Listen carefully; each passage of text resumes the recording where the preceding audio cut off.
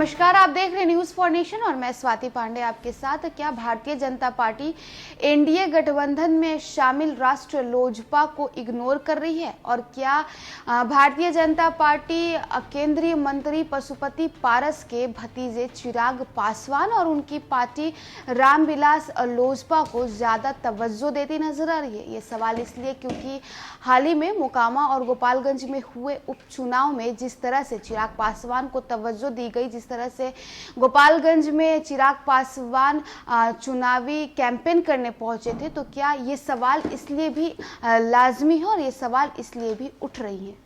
दरअसल इन सवालों के उपज के पीछे की बड़ी वजह यह है कि गोपालगंज और मोकामा चुनाव में दोनों ही सीटों पर भाजपा के उम्मीदवार मैदान में थे। उम्मीदवारों के पक्ष में चुनाव प्रचार करने के लिए भाजपा ने जमुई सांसद व लोजपा रामविलास के राष्ट्रीय अध्यक्ष को बुलाया था।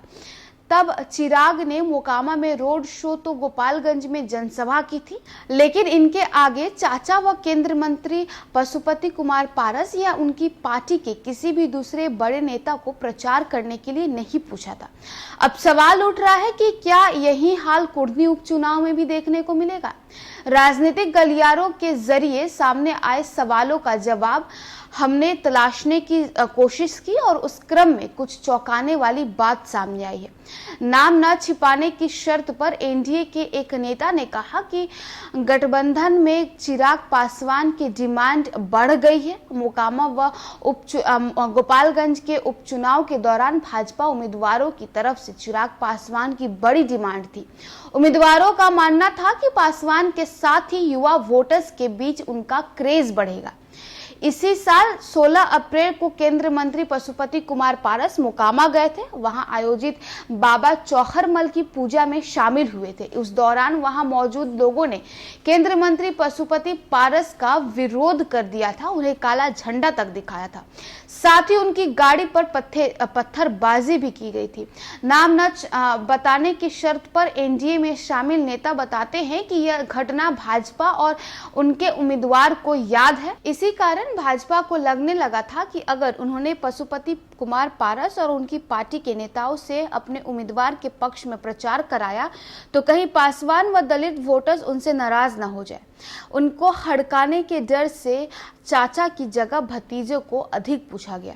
चाचा से अधिक भतीजे को भाजपा द्वारा तवज्जो दिए जाने के मामले में राष्ट्रीय लोजपा के राष्ट्र प्रवक्ता श्रवण अग्रवाल से बात की गई तो उन्होंने सीधे तौर पर इस बात से इनकार किया। कहा कि पशुपति कुमार पारस केंद्रीय मंत्री हैं, वो कुर्नी उपचुनाव के प्रचार करने जा रहे हैं और 26 और 27 नवंबर को उपचुनाव में भाजपा उम्मीदवार के पक्ष में प्रचार करेंगे। प्रोग्राम तय हो गया है।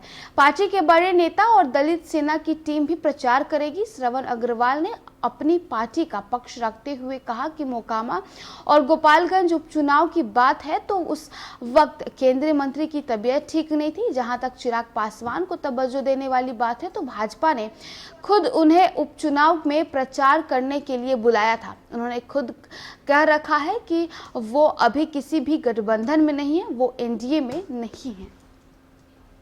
तो देखिए, जिस प्रकार से भारतीय जनता पार्टी की ओर से चिराग पासवान को तवज्जो दी जा रही है, उनके पार्टी रामविलास लोजपा को तवज्जो दी जा रही है, तो ऐसे में सवाल उठना लाजमी है कि क्या भारतीय जनता पार्टी एनडीए में गठबंधन राष्ट्रीय लोजपा और केंद्रीय मंत्री पशुपति पारस को इग्नोर करते दिख रही है? क्या केंद्रीय मंत्री पशुपति पारस फिर से कुर्नी में उपचुनाव के प्रचार के लिए नहीं जाएंगे क्योंकि वो गोपालगंज और मोकामा में नहीं गए थे, उनके बजाय उनके भतीजे चिराग पासवान गए थे? तो चलिए, इस खबर में बस इतना ही। और भी वीडियोस और अपडेट्स के लिए आप देखते रहे न्यूज फॉर नेशन।